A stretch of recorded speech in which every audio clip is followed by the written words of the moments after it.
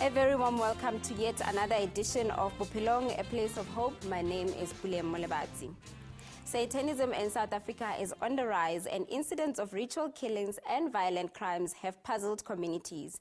In this week's episode, we meet a lady who says that she was practicing Satanism and has since turned her life around. We have hidden her identity as by her request. Please note that the following visuals may be offensive to sensitive viewers at home. Let's go straight into it.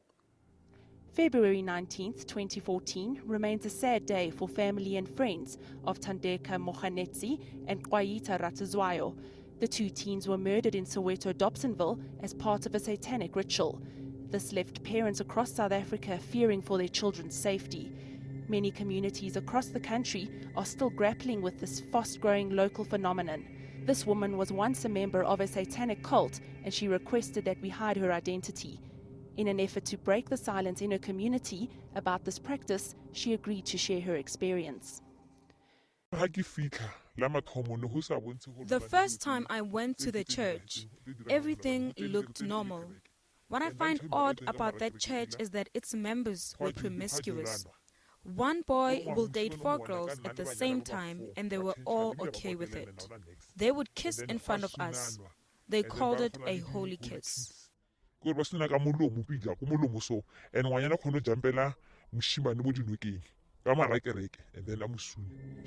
that the church had an unusual worshipping style compared to the church she attended before.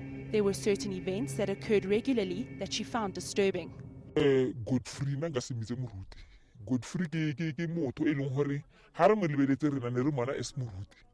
Godfrey, I will not call him a priest. When we first met him, he gave us the impression that he was a priest. I found it strange that he was dating one of the girls in church. I will not mention the girl's name. Godfrey asked her to meet with him in private at 10 p.m. This was at the church party. She told me that he asked her to forget that he was a pastor and put her head on his thighs. Since that day, they decided to date and have unprotected sex.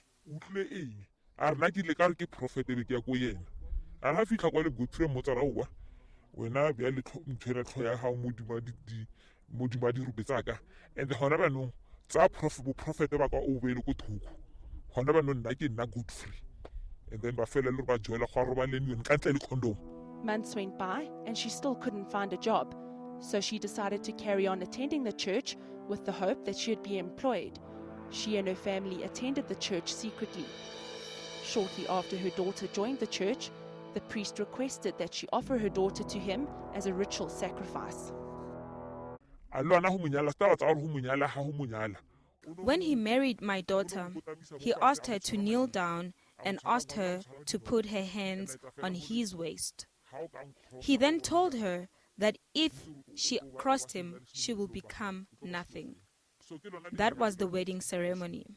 After initiation, her and her daughter were invited to join secret prayer meetings in the bush, just a few kilometers outside the township, where they would pray and chant for hours. I am the God of the Father. This is my wife. The devil inside of him used to say that. He had a 666 symbol and his code was 697. His underwater name was Lady Vogan. Many young people in the area flocked to the church, with majority of them dropping out of school. The church remained a secret in the community, as they would often leave their homes without their parents' knowledge. The young would come home drunk, as alcohol would be provided to them as a form of ritual. They used to drink and smoke marijuana. The wine they used to drink was delivered by a Chinese man. All of them drank it. It was all boys, and some denied drinking it, but they drank it. They called it blood juice.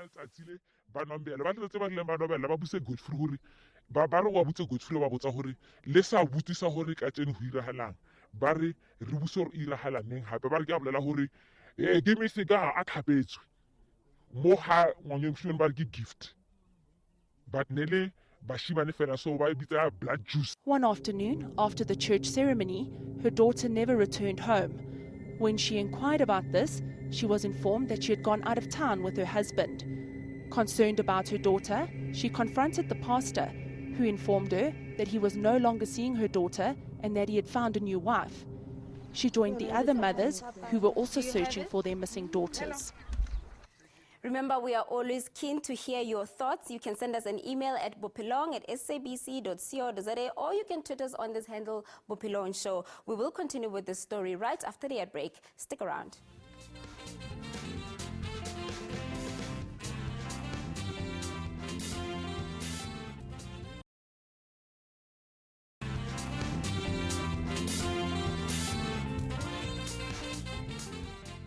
Welcome back to Bophelong, a place of hope. We continue with the story of our anonymous guest who left behind a life of Satanism. We also explore harmful religious practices in the community of Hammanskraal. Take a look at this. Members of the community joined forces with the parents of the missing girls in search to find their daughters. Together with the local police, they demolished the church, but police didn't charge the young man, who was the leader of the cult, as he had gone missing. This is Satanism. They are all part of the 666 cult. My child does the signs when we are at home. He prays in tongues I don't understand. I'm a church-going woman. I know what praying in tongues is, but his version I don't understand. This is how they pray in tongues. Roto, roto, roto. The parents went to the local church to pray. In an effort to redeem herself, she requested that she and her daughter receive a spiritual cleansing in a special ceremony where the pastor prayed for her daughter.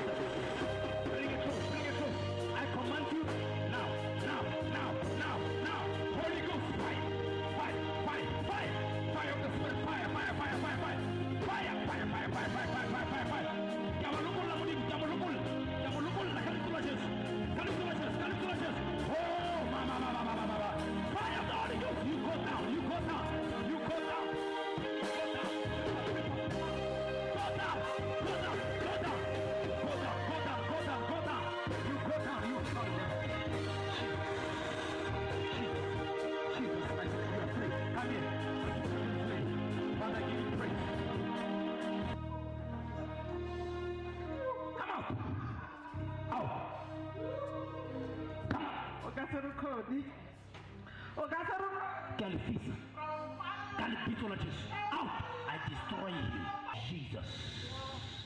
I destroy you. I destroy your prayer land. You wanted to destroy the youth in this community. I destroy your powers.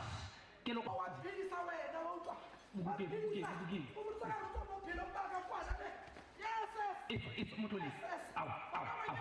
Asma how? How better get? Over very sabana bottom.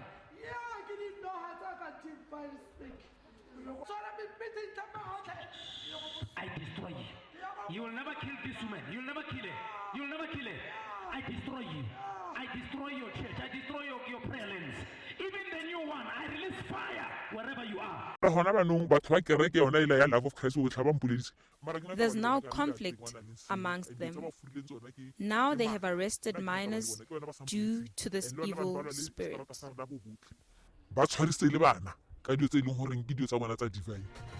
The community is currently seeking ways to get the young people to return back to school, and together with the local church, they hold frequent meetings where prayer is offered to the parents and the children who no longer want to be part of the satanic cult. Although they have returned to their families, they still fear that the cult leader will return and cause them harm.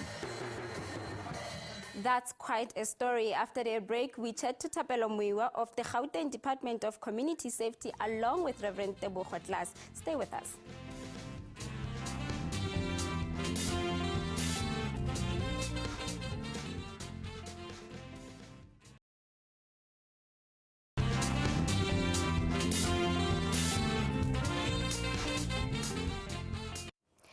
Welcome back to Bophelong, a place of hope. I am with me in studio today, Reverend Tebogo and Thapelo Muula, both from the Gauteng Department of Community Safety. Gentlemen, welcome to the show. Thank you very much. Thank you so much for coming through this afternoon. Let's first start off by saying, we saw earlier on with the lady who spoke to us, and she was sharing her experiences as she joined the cult of Satanism. Is it actually on the rise? I'll start with Ntate Thapelo.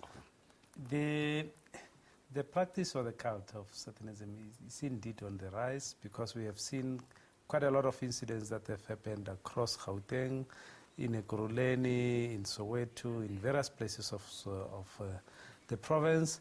And we are beginning to worry as the department to say, perhaps for it to be mushrooming in other areas, is it because people want to be copycats or what?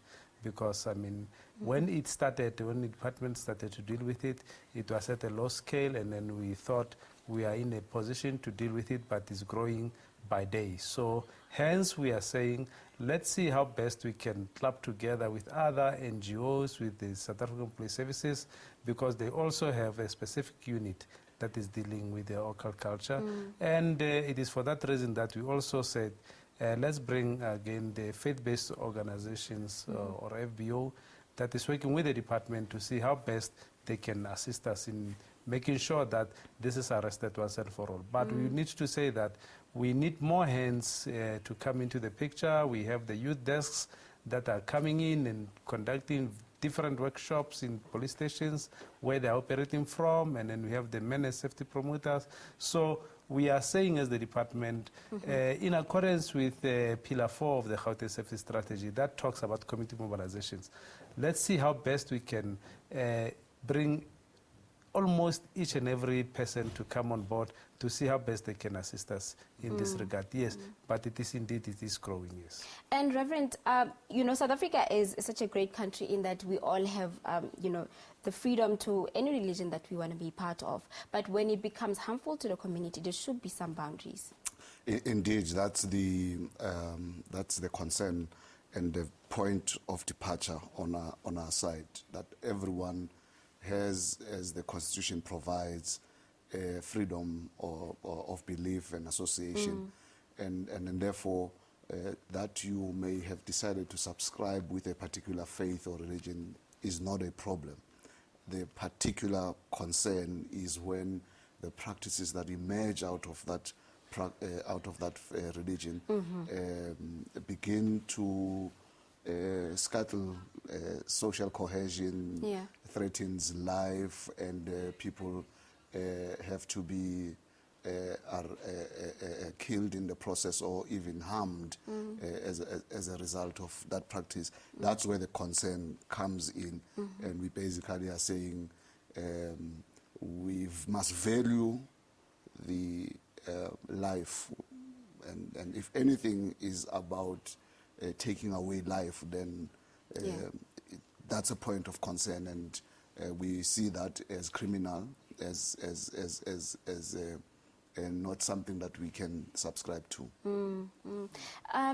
Dr. Thapelo, why do you think it's happening this way, that it's a lot of young people recently, and it's mushrooming all over the communities in South Africa? Why do you think it's at such a peak? What is it that lures these young people into this type of cult? A lot of young people, when we're interacting with them, when we're doing our school safety program that we are running in the department, a lot of them are saying it's peer pressure. Some of them, they see their friends engaging in this. They don't, some of them, their friends are engaged in these practices, but they are not aware of the science and what to look out for. They just see it's just a cozy thing to do, and it's only when now they begin to actually engage in this practice that they see that, oh, I was not aware that what we are doing is something that is harmful. So hence we are saying in the school safety program that we are engaging with the youth desks and the MASPs, we are saying let's go and teach these young people what signs to look out for, because if they are saying they are not aware that, you know, their friends are engaged in this and those type of things. Let's see how best we can arrest it at that point, and should they come up with something else, then we will deal with it then. But a lot of them are saying it's peer pressure, we don't know, and hence we are saying it's not only your colleagues or the other learners at the schools that you are attending at, but let the parents begin to take responsibility. Spend a little time with your kid, at least 30 minutes a day, because we know that some of these kids, you know, they paste some of these pictures or the posters in their bedrooms, they carry all these weapons, they put them in their bedrooms. And if you are a parent, you begin to engage with your child, see who your child associates with, who's your child's friends and those type of things, and periodically go to the bedroom and just spend some time with your kid. You can begin to actually see that your child is onto something that you wouldn't be subscribing to yourself. Yes. And Reverend, do you perhaps think that it's okay if for a parent to intervene once they notice, as that they said earlier on, that when you start noticing, your child has changed in terms of their behavior. As a parent, then can you force the child to perhaps go back to the child that you know, and can you then include the police and say, I am starting to fear that my son or my daughter could be on, they could be practicing maybe satanic cult, or they could be of harm to any other children or the family at all? I think that the first place is, as I indicated, the issue is not whether or not a person subscribes to a particular religious practice. The issue is in relation to certain things that are happening within perhaps the practice of that particular religion. And what is clear is drugs are used in almost every case that has come to the public fore. We've known that drugs were used, and that is for that reason that parents therefore at least begin to make an intervention, at least around the issue of using substances that intoxicate and substances that can lead to persons acting beyond reasonable means. Those are the things. I don't think that there's any parent who would celebrate a child who is hooked up on drugs. Yeah, on drugs. And that therefore that's the premise around which we begin to make interventions, and that would encourage parents to begin to report, to the police, to begin to report to social workers, and ensure that they don't leave it happen the way that it would lead ultimately to death. So as we say, prevention is better than cure. Yeah. So when parents become interested in what their own children are doing, then we know that ultimately they will be able to intervene on time. But as we're saying, one cannot say be a member of this particular faith or that particular faith or another faith. Yeah. But we can say where there are acts that impact on the conduct of a person, that may yield in extremes and even life and sacrifice being involved out of that practice. That's where we must begin to make interventions. As my colleague has already indicated, that also engage with people before, so that they know information and they can be able to identify things that are leading towards harmful practices. All right, gentlemen, the last question before we wrap up is then, because now in Hammarskraal there's a huge tug of war between the group that attends the church that's believed to be practicing Satanism and the community itself. And you find that because they have taken matters into their own hands and they have banned a church and they have been in a physical fight with the leader of the cult, now they end up behind bars. Where can they seek proper advice how to better deal with such circumstances? Obviously, in any instances where communities will take law into their own hands, sometimes it's referred as mob justice.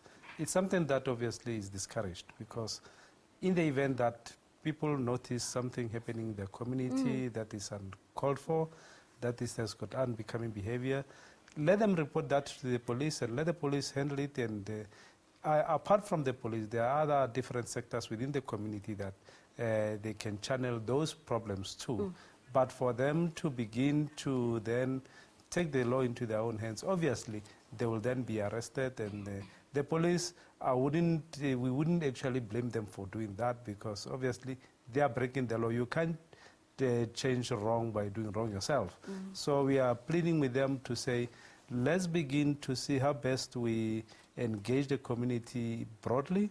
We can do that through public meetings. We can even invite the SAPS, the unit responsible, to come and say whether that thing is right or wrong, and the churches themselves that we are already working with to come and say whether, where is their standpoint on that. Unfortunately, we have run out of time, but I do believe that if they're watching right now, they were able to pick up a thing or two. All right, that's how we come to the end of our program today. Thank you so much, gentlemen, for joining me this afternoon. You're welcome. Join me again next week, Saturday, as we discuss life after prison and how to rehabilitate ex-convicts. As for me and the rest of the Bophelong team, it's a goodbye for now. Goodbye.